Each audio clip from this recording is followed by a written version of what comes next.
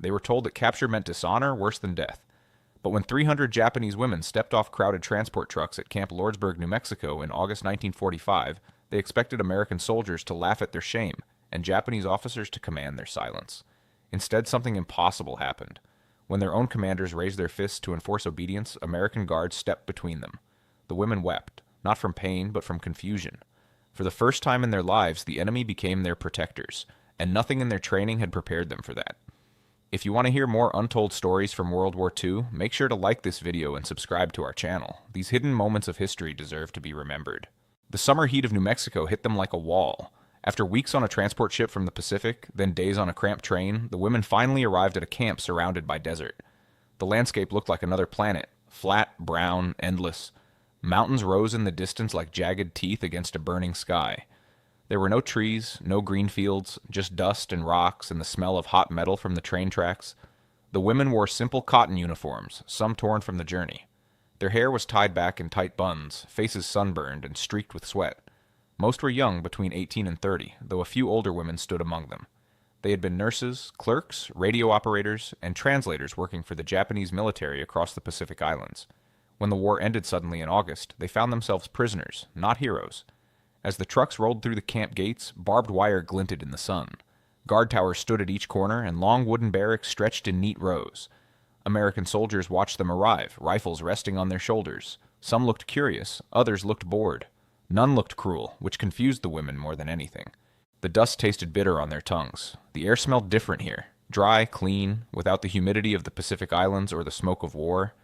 As they climbed down from the trucks, their legs wobbled. Some had to hold on to each other to stay upright. The ground beneath their feet felt strange and solid after weeks at sea. American voices rang out, giving orders in English. The sounds were harsh and unfamiliar. A few women understood some English, but most heard only noise. They stood in tight groups, shoulder to shoulder, drawing comfort from being close. Then they saw them, the Japanese officers. 6 men stood near a separate building, also prisoners, but wearing what remained of their uniforms with stiff pride. The women's hearts sank. Even here, even in captivity, the hierarchy remained. The commanders' faces were hard as stone. One of them, a lieutenant with a thick mustache, scanned the women with cold eyes. The women knew that look. It meant obedience. It meant silence. It meant shame if they failed. Keiko, a 24-year-old who had worked as a translator in Manila, felt her throat tighten. She whispered to the woman next to her, "They are here. The commanders are watching us." "Then we must not bring dishonor," the other woman replied, her voice barely audible. Around them, whispers spread like wind through grass. "Stand straight. Do not cry. Remember who we are." They had been taught since childhood that capture was the ultimate shame. A true Japanese soldier, they were told, died before surrendering. But the war ended so suddenly the emperor himself had spoken of peace, and now they were here, alive but dishonored. An American officer approached, holding a clipboard. He was young, maybe 30, with kind eyes and a tired face. He spoke slowly, using simple words. A Japanese-American translator stood beside him, repeating everything in their language. "You will be safe here. You will be fed and given shelter. You will be treated according to international law." Safe? The word felt foreign. They had been told Americans were demons who showed no mercy. Yet here was this man, speaking gently, promising safety. But then the Japanese lieutenant stepped forward. His voice cut through the air like a blade. "You will maintain discipline. You will obey. You will not embarrass our nation further." The women's heads dropped immediately. Yes, they understood. They were prisoners, but they were still Japanese. They still had to obey. Even if everything else had fallen apart, that remained. The American guards directed the women toward a large building. Inside, it was cooler, with fans spinning on the ceiling. The women were told to line up. One by one, they would be checked by doctors, given clean clothes, and assigned to barracks. Keiko's heart pounded. She had heard stories, terrible stories, about what happened to captured women. The propaganda had been clear. Americans would humiliate them, hurt them, use them. She clenched her fists, trying to stay calm. When her turn came, she entered a small room. An American nurse stood there, a woman with red hair and freckles. She smiled. Keiko froze. Why was she smiling? Through the translator, the nurse spoke. "I'm going to check your health. Just basic things. Temperature, weight, any injuries. Is that okay?" Is that okay? No one had ever asked Keiko if something was okay. In the Japanese military system, you obeyed. You didn't get asked. She nodded, unsure what else to do. The nurse was gentle. She checked Keiko's pulse, looked at her eyes, asked if she had any pain. When she noticed old bruises on Keiko's arms, marks from when a commander had grabbed her roughly for a mistake in translation, the nurse's smile faded. Did someone hurt you? She asked through the translator. Keiko said nothing. How could she explain? In her world, that was just discipline. That was normal. The nurse wrote something on her chart, then handed Keiko a bundle of clothes, a simple dress, undergarments, and a pair of shoes. These are for you. You can change in the next room. Take your time. Take your time. Another strange phrase. Keiko had never been told to take her time. She had only been told to hurry, to be efficient, to never waste a moment. Outside, the other women went through similar experiences. Most were silent, moving like robots, doing exactly what they were told. But inside, confusion swirled. The Americans were not cruel. They were not rough. They asked questions instead of giving orders. It made no sense. After processing, the women were led to a dining hall. Long tables filled the room, and the smell of food, real food, hit them immediately. For months they had eaten rice mixed with weeds, thin soup, sometimes fish if they were lucky. They had watched their portions shrink as supply lines broke down. Many had lost weight, their uniforms hanging loose on thin frames. Now they saw tables covered with trays. There was rice, yes, but also vegetables, meat, bread, and fruit. Apples sat in bowls, shining red. Pitchers of water and milk stood at each table. The sight was overwhelming. An American cook, a large man with a friendly face, gestured for them to take plates. Help yourselves. Eat as much as you want. The women looked at each other, uncertain. Was this a test? Were they supposed to refuse to show discipline, or were they really allowed to eat? Slowly, one woman stepped forward, then another. Soon they formed a line, taking plates with trembling hands. When Keiko received her tray, heavy with food, she nearly dropped it. The weight alone shocked her. This was more than she had eaten in a week back on the islands. They sat in silence as they had been trained to do. No talking during meals, no wasting food, no showing emotion. Keiko picked up her fork. They had been given real utensils, not just chopsticks or fingers, and took a small bite of the meat. It was warm, seasoned, tender. Her eyes watered. Around her, other women reacted the same way. Some cried quietly into their food. Others ate mechanically as if afraid the plates would be taken away. One older woman, who had been a nurse, whispered a prayer of thanks under her breath. But then came footsteps, heavy boots on wood floors. The Japanese officers entered the dining hall. The women immediately stiffened. Forks paused mid-air. Heads bowed lower. The lieutenant with the mustache walked between the tables, his face a mask of disgust. He spoke in harsh Japanese. You eat their food and forget your honor? You accept comfort from the enemy? Have you no shame? The room fell completely silent. Several women set down their forks. Their appetites vanished. Guilt crashed over them like a wave. He was right, wasn't he? They were eating enemy food. They were accepting kindness from Americans. They were prisoners, disgraced, and now they were betraying their country further by not resisting.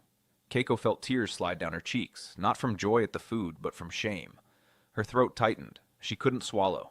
That night, the women were taken to their barracks, long wooden buildings with rows of beds. Each bed had a mattress, a pillow, and 2 blankets. After sleeping on hard ground, on crowded ships, on anything they could find, the sight of real beds felt like a dream. But the Japanese officers were housed in a nearby building, and their voices carried in the desert night.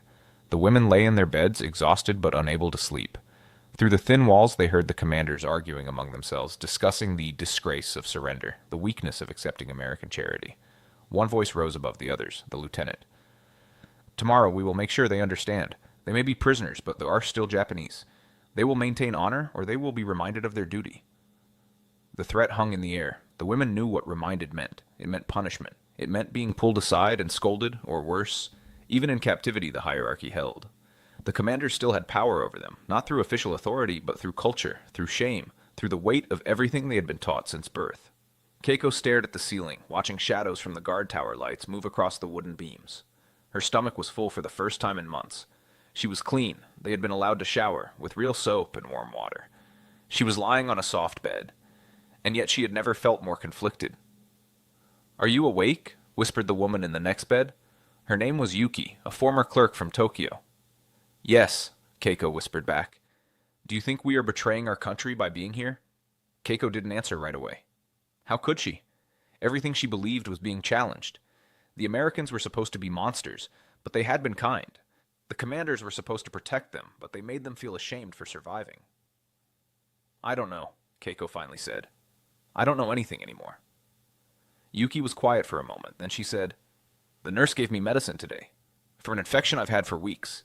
No one in our unit had medicine to give me, but the enemy did." The simple truth of that statement settled over them both. The enemy had medicine, the enemy had food. The enemy had asked if they were okay, and their own commanders only offered shame. Outside, the desert wind whispered against the barracks. Somewhere in the distance, a coyote howled.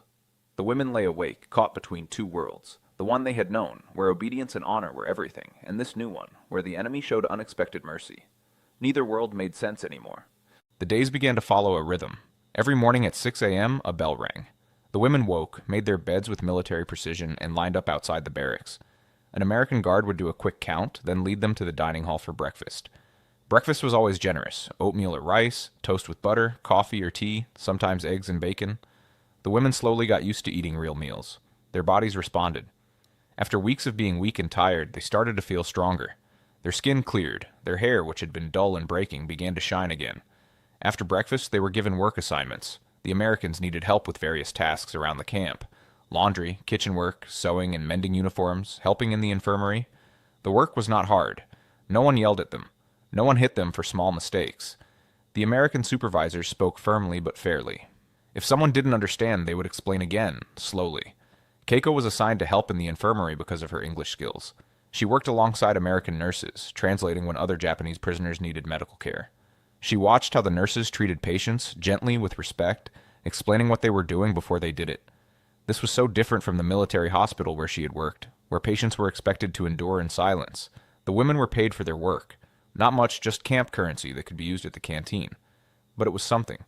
They could buy small things like soap, combs, writing paper, even candy. The first time Keiko held a chocolate bar, she stared at it for a long time before eating it. Chocolate had been a luxury in Japan even before the war. Now the enemy was selling it to her. In the afternoons, after work, they had free time. Some women gathered in small groups to talk quietly. Others wrote letters home, though they didn't know if the letters would ever reach Japan. A few attended English classes that the camp offered. The Americans seemed to believe that keeping the prisoners busy and educated was important. Evenings brought dinner, then more free time before lights out at 9 p.m. The routine was simple, predictable, almost peaceful, and that made the guilt worse. Because while the women ate 3 meals a day and slept in beds with clean sheets, they knew what was happening back home. They knew Japan had been bombed, cities destroyed, families scattered, food was scarce, children were starving. And here they were, prisoners of war, living better than they had lived in years. Letters began arriving from Japan, delivered through the Red Cross. The words were carefully censored, but the meaning was clear. Yuki received a letter from her mother. "We are grateful you are alive.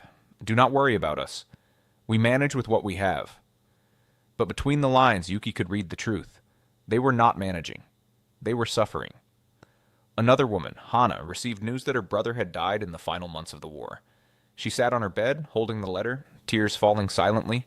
Around her, other women cried too for their own losses, for the weight of survival while others had died. The Japanese commanders noticed the letters. They noticed the women gaining weight, looking healthier, and they did not approve. One afternoon, as the women returned from work, the lieutenant gathered them in the yard. American guards watched from a distance but didn't interfere. The commanders were prisoners too, and they had the right to speak to their countrywomen. The lieutenant's voice was cold and sharp. "Look at yourselves. You grow fat on enemy food while your families starve. You smile at American soldiers while our brothers lie dead in the Pacific. You have forgotten who you are." The words cut deep. The women stood frozen, heads bowed, unable to defend themselves. Because part of what he said felt true. They were eating well. They were accepting kindness from the enemy, and every moment of comfort felt like a betrayal. "You will remember your place," the lieutenant continued. "You will stop fraternizing with the Americans. You will maintain dignity and discipline, or I will ensure you understand the meaning of shame." After he dismissed them, the women walked to their barracks in silence. The joy they had started to feel, the small happiness of being safe and fed, evaporated. They were back in the familiar cage of obligation and honor, even if the bars were invisible. But the Americans noticed the change. Sergeant Miller, who supervised the kitchen, saw how quiet the women had become after the commander's speech. He saw the fear in their eyes when they passed the Japanese officers. He saw tears being quickly wiped away. One day he approached Keiko as she worked in the infirmary. "Is everything okay?" he asked. "You seem different. Scared." Keiko didn't know how to answer. How could she explain the complex web of honor, shame, duty, and fear that governed her life? How could she make him understand that her own people were more frightening than her captors? "It's nothing," she said quietly. But Sergeant Miller wasn't fooled. He had been in the military long enough to recognize fear, and he didn't like seeing it in someone who should have been safe under his watch. Other American soldiers noticed too. Private Johnson, who worked in the laundry, saw how the women flinched when the Japanese officers walked by. He saw how they stopped laughing or talking the moment a commander appeared. He mentioned it to his sergeant. "Something's not right," he said. "Those women are afraid of their own guys." The sergeant nodded. "I've seen it too. Keep an eye out. If anything happens, we need to know." Meanwhile, small kindnesses continued. An American cook named Betty started saving extra fruit for the women. She noticed they never took as much as they were allowed, so she would slip apples or oranges into their hands with a wink. "For later," she'd say. A guard named Thompson taught a few women how to play cards during their free time. They giggled at the strange game, trying to understand the rules. For brief moments, they forgot about everything else and just enjoyed being young women playing a game. These moments of connection confused the women even more. The Americans treated them like human beings. They joked with them, helped them, showed patience when they made mistakes. The kindness was steady and genuine, not a trick or a test, but every time they started to relax, to feel safe, the commanders' voices would echo in their minds. "You are disgracing your nation. You have forgotten your honor." The women were caught between two worlds. One offered food, safety, and kindness, but came from the enemy. The other offered familiar authority and cultural identity, but came with harsh judgment and shame. They didn't know which world they belonged to anymore. Keiko lay awake many nights thinking about this. She remembered her mother's words before she left for military service. "Serve with honor. Never bring shame to our family." But what was honor now? Was it refusing food from the enemy and starving? Was it rejecting kindness because it came from the wrong people? Or was honor simply surviving, living to see her family again? She didn't have answers. None of them did. They were living in a gray area that no one had taught them how to navigate. The war had clear sides, Japan versus America, right versus wrong. But captivity blurred everything. Here the enemy fed you. Here your own countrymen made you feel worthless. Here nothing was simple anymore. And the tension was building. Everyone could feel it. The commanders were getting angrier. The women were getting more confused. And the Americans were starting to watch more carefully, sensing that something was about to break. Keiko kept a small notebook hidden under her mattress. At night, when everyone else was asleep, she would write by the dim light that came through the windows from the guard towers. She wrote in Japanese, careful to keep her thoughts private. One entry read, "I don't know who I am anymore. For 24 years I knew exactly who I was. A Japanese woman, obedient daughter, faithful servant of the emperor. Now I am a prisoner. The enemy treats me better than my own commanders do. They ask me if I'm okay. They give me medicine when I'm sick. They pay me for my work. And I feel guilty for being grateful. Is that wrong? Am I betraying my country by accepting kindness?" Another entry, a week later. "Today Sergeant Miller asked me about my family. He wanted to know if I had brothers or sisters. When I told him about my younger sister, he showed me a picture of his own sister back in America. He misses her. He worries about her. In that moment, I saw him not as an enemy soldier, but as a brother. And I realized he probably sees me as someone's sister too. Not as an enemy, just as a person. This thought terrifies me because it changes everything." She was not alone in her confusion. Late at night, after lights out, whispered conversations filled the barracks. "Do you think we're wrong to eat their food?" one woman asked. "What choice do we have? Starve to show our loyalty?" Another responded. "But the commanders say we're betraying our nation." "The commanders wanted us to die rather than surrender. Are they really the ones we should listen to?" This last comment was met with sharp gasps. To question the commanders was unthinkable. But slowly, quietly, the women were starting to think the unthinkable. Yuki voiced what many felt. "I've been thinking about something. The Americans didn't have to feed us so well. They didn't have to give us real beds or medicine or pay us for our work. The Geneva Convention says prisoners must be treated humanely, but they could do the bare minimum. Instead, they do more." Why? No one had an answer, but the question stayed with them.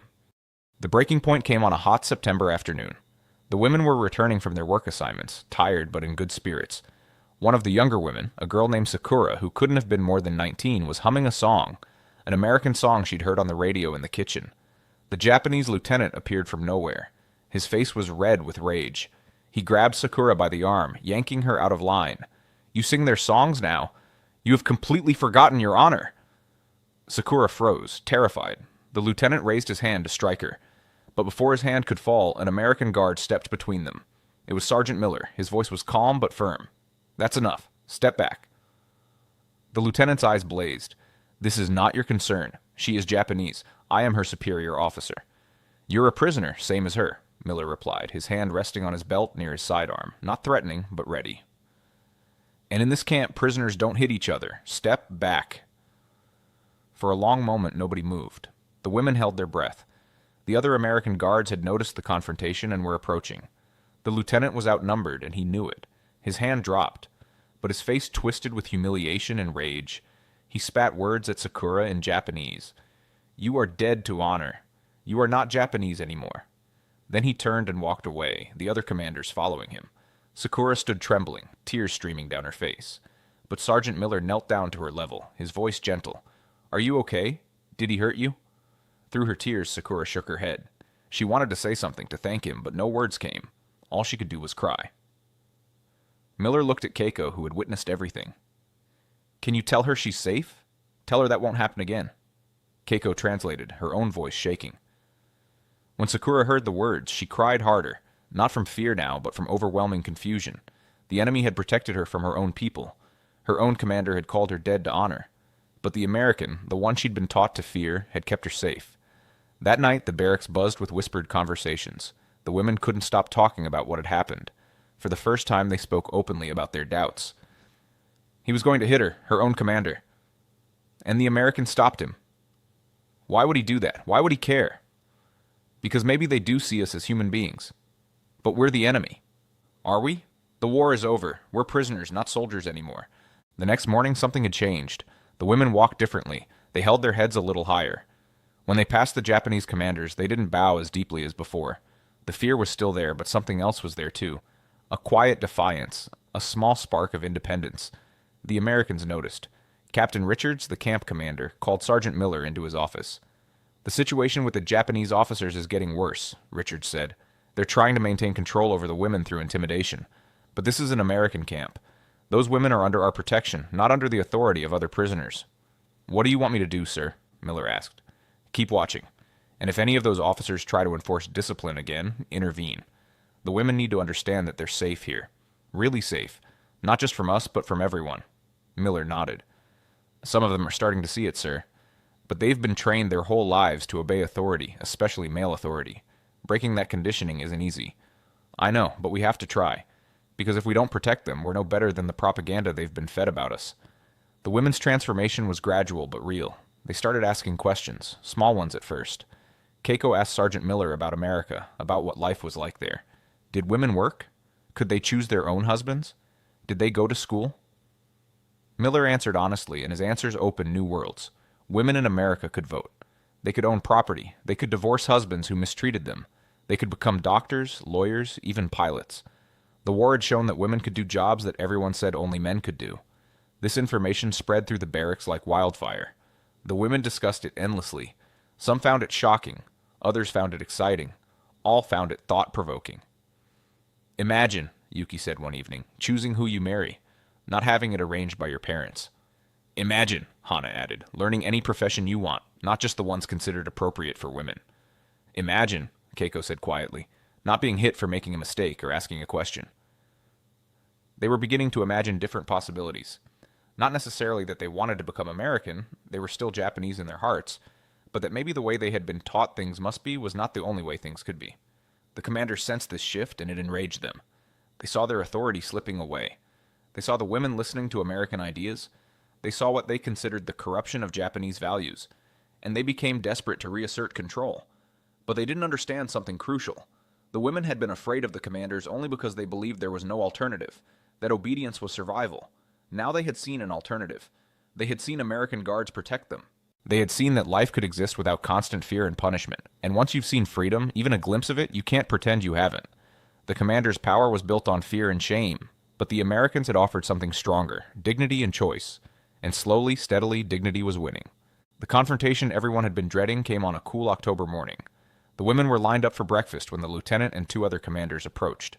The lieutenant carried a stick, a traditional symbol of authority and discipline in the Japanese military. His voice rang out across the yard. "You have all forgotten your duty. You have become soft, accepting the enemy's charity, smiling at their soldiers, forgetting the honor of Japan. Today you will be reminded of who you are." He pointed the stick at three women, Sakura, Yuki, and Keiko. "You three especially have been seen fraternizing with Americans, laughing with them, acting as if you are friends with the enemy. This will be corrected." The women's blood ran cold. They knew what corrected meant. Public punishment, humiliation, physical discipline. It had happened before in the military, to others who had broken rules or shown weakness. The American guards were at the other end of the yard, but Sergeant Miller saw what was happening. He started walking quickly toward the scene. The lieutenant raised his stick, stepping toward Sakura. "You will kneel and apologize for your dishonor." Sakura's legs trembled, but she didn't move. Something in her had changed since the last confrontation. She had been protected once. Maybe she didn't have to accept punishment for the crime of being treated like a human being. "I said kneel!" the lieutenant shouted. "No," Sakura whispered. Then louder, "No!" The word hung in the air like thunder. The other women gasped. No one said no to a commander. The lieutenant's face turned purple with rage. He raised the stick high, preparing to strike. But before it could fall, Sergeant Miller was there, along with 4 other American guards. Miller grabbed the stick mid-swing, yanking it from the lieutenant's hands. "I told you once before," Miller said, his voice dangerously quiet. "You don't touch these women. Not now. Not ever again." "They are Japanese. They are under my authority," the lieutenant screamed, switching to English so the Americans would understand. Captain Richards approached, having been alerted to the commotion. He addressed the lieutenant directly. "You have no authority in this camp. You are a prisoner, same as them. And these women are under the protection of the United States military. If you attempt to harm them again, you will be placed in isolation. Do you understand?" The lieutenant looked around. He was surrounded by American guards. The women were watching, and for the first time he saw something new in their eyes. Not fear, not submission, but defiance. They weren't going to obey him anymore. He had lost. "This is a disgrace," he hissed. "You are all traitors to Japan." Keiko stepped forward, her voice shaking but clear. "We are survivors.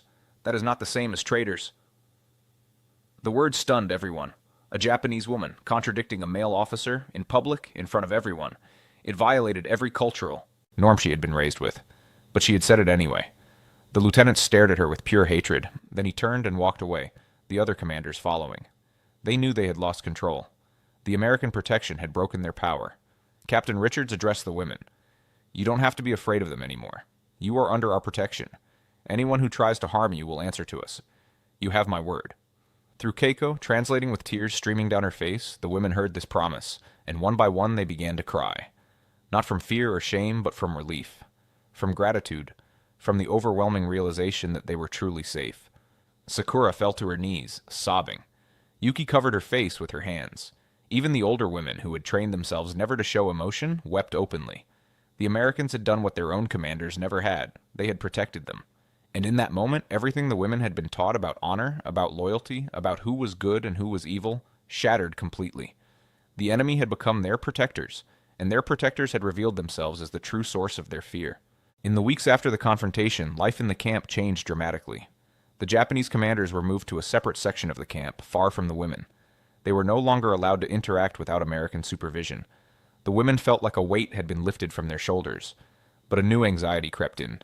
Rumors began to spread that prisoners would soon be sent back to Japan. The war was over.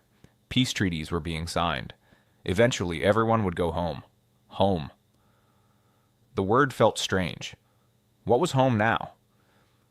Japan had been bombed, cities destroyed, millions dead. The country they left was gone, replaced by something broken and occupied. And the women themselves had changed. They had seen a different way of life. They had experienced protection instead of punishment, kindness instead of cruelty. "What will happen to us when we go back?" Yuki asked one evening as the women gathered in the barracks. "We'll be seen as shameful," another woman said. "Prisoners who survived. In Japan, we should have died rather than be captured." "But the emperor himself told us to surrender," Keiko pointed out. "He said the war was over. We were following his command." "Do you think our families will see it that way? Do you think our communities will forgive us for living while others died?" No one had answers. The fear of returning was real. They would be going back to a country that might reject them, to families that might be ashamed of them, to a society that valued death in battle over survival in captivity. Some women whispered that they wished they could stay in America. It was a treasonous thought, but they couldn't help feeling it. Here they were safe. Here they were treated with respect. Here they had started to imagine different futures for themselves. In December 1945, the first group of women was scheduled to leave. Ships would take them from California back across the Pacific to Japan. The women packed their few belongings, some clothes, letters from home, small gifts that American soldiers had given them. Sergeant Miller came to say goodbye to the women he had worked with. He found Keiko in the infirmary, organizing supplies. "I wanted to give you something," he said, handing her a book. It was a small English dictionary. "So you can keep learning? Maybe it will help you in the future." Keiko took the book, holding it like treasure. Thank you, Sergeant Miller, for everything. Not just the book, for protecting us, for showing us that enemies can be kind. Miller smiled sadly. I hope things go well for you back home. I hope you find peace. I don't know what we'll find, Keiko admitted, but we're different now. We've seen things that can't be unseen. We've learned things that can't be unlearned. Sometimes that's the best thing that can come from war, Miller said, learning that the enemy is human too, remembering that kindness matters more than national boundaries. Similar conversations happened all over the camp. American soldiers who had worked with the women came to say goodbye, to wish them well, to give them small tokens, photographs, books, chocolates for the journey. The women were overwhelmed by these gestures. They had arrived expecting cruelty and were leaving as friends. The Japanese commanders, being shipped separately, watched with disgust as the women laughed and cried with American soldiers. But the women no longer cared what the commanders thought. They had learned a crucial lesson, that honor wasn't about blind obedience or dying for a cause. Honor was about treating people with dignity, about protecting the vulnerable, about choosing kindness over cruelty. The Americans had taught them that. The enemy had taught them honor. Decades later, an elderly Keiko sat in her home in Tokyo, surrounded by her grandchildren. They asked her, as they often did, to tell stories about the war. Most of her stories were sad, about the fear, the hunger, the loss. But this one was different. There was a time when I was a prisoner in America, she began, and the children leaned in, eyes wide. I thought it would be the worst time of my life. I had been taught that Americans were cruel, that capture meant dishonor and suffering. But I learned something surprising. I learned that sometimes the enemy shows you more kindness than your own people do. She told them about Sergeant Miller stepping between her and the commander, about the American nurses who treated her injuries, about the food, the safety, the protection, about the moment she realized that everything she had been taught was wrong. It changed how I see the world, she said.